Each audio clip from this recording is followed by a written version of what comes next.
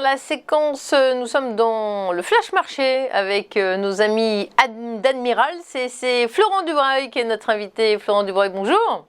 Bonjour Fabienne, bonjour à tous les internautes. Merci d'être avec nous. Alors, on parle, si vous le voulez bien, de la réunion de la BCE. C'est quand même l'info, l'événement de la semaine. Et il y a un marché qui bouge particulièrement indexé là-dessus, c'est l'euro-dollar. Au moment où je vous parle, on a un euro qui cote 1,1824 $. À quoi il faut s'attendre, Florent ? Et oui, Fabienne, vous avez entièrement raison. Christine Lagarde parle cet après-midi. On va avoir le résultat de tout ça à 14h30. La dernière fois, elle nous avait indiqué un statu quo sur les taux directeurs, sur les TLTRO, pardon, sur les rachats d'actifs également.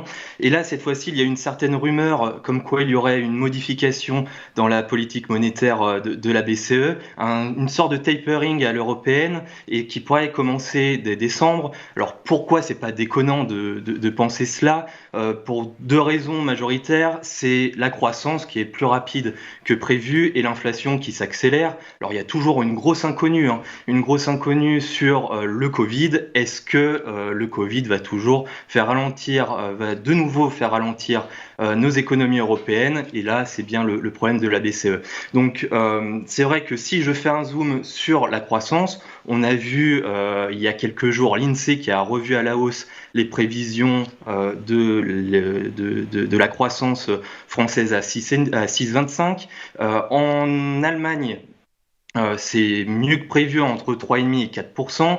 Et pareil au niveau de l'Espagne et de l'Italie, où la croissance a l'air d'être meilleure que les prévisions. Donc on a un environnement économique qui a repris des couleurs et plus rapidement que prévu. Alors peut-être que justement la BCE va elle aussi accélérer son calendrier. Donc côté marché, on voit quoi ? On voit qu'il y a l'euro qui a augmenté sur ces dernières semaines. Alors depuis le ZIO allemand, c'est vrai qu'il a un peu baissé, donc il y a 2 jours. Et on voit également, donc là sur le graphique, on voit que donc on est en mensuel.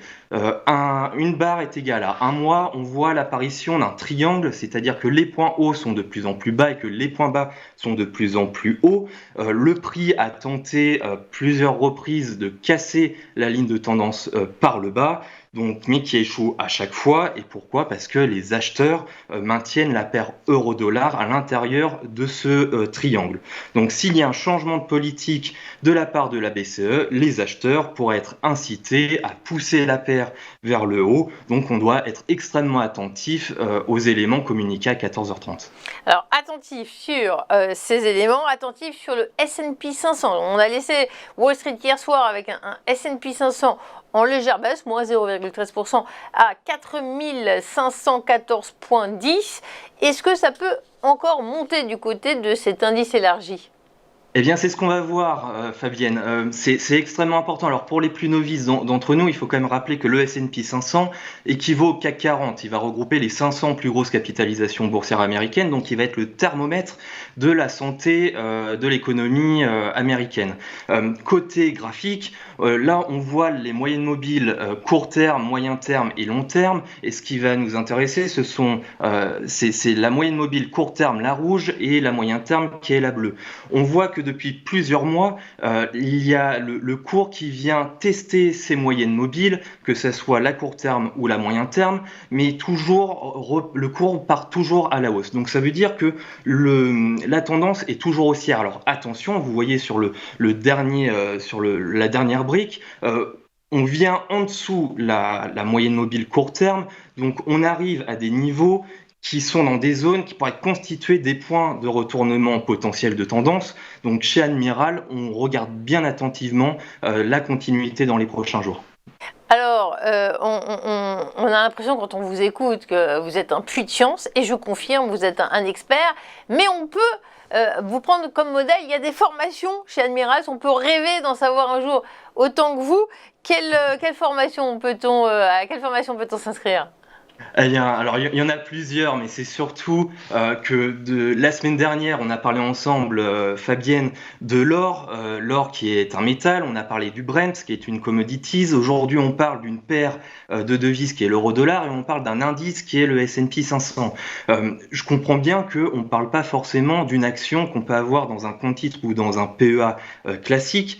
Donc c'est important pour ceux qui ont envie de trader et pour ceux qui veulent découvrir le trading à travers ces différentes valeurs, d'aller sur notre site internet, dans l'onglet formation. Il y a de plus en plus de formations qui sont gratuites, notamment celle que vous montrez actuellement, qui s'appelle de Trader 0 à Trader Pro, qui dure 20 jours et qui permet justement à l'utilisateur de savoir comment on en parle et comment on le trade avec les différents indicateurs.